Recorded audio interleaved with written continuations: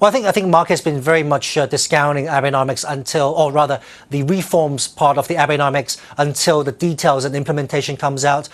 You've seen quite a nice rally in Japanese equity markets in the past few weeks. I do believe that's on the back of the economy reacting to the tax hike with a positive spin, rather than a great deal of hope on Abenomics, the third arrow, which is the reform. So I think if there's more details and implementable details coming through, that's great news. But I don't necessarily think that the market is currently acting upon the structural reforms that's coming through. At the end of the day, this is going to be a very long drawn process of trying to augment the structure of the Japanese economy. But meanwhile, the cyclical aspect of the Japanese economy is actually doing pretty well.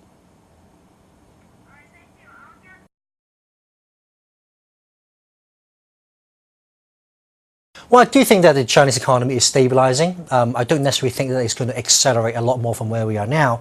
At the end of the day, the authorities trying to control or manage the pace of lending growth, which I think is their top priority, rather than pushing growth to a much higher level.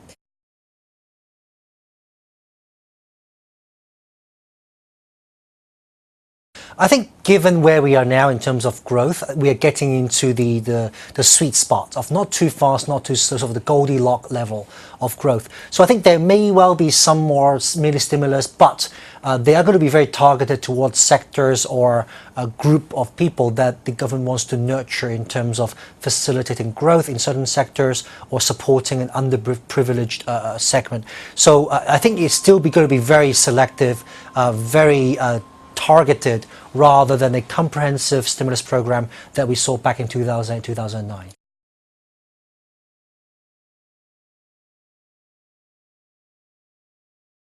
I think two things. First of all, the property market is clearly still in correction mode. I think we've seen just the start of it.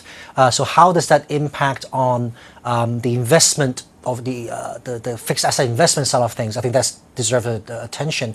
And secondly, I think if you look at some of the financing channels, defaults or financial difficulties for selected companies, I think that will still occur. Again, that's the authorities allowing market discipline to work its way around the economy, but nonetheless, there will be some squeeze in the weaker companies or corporate sector.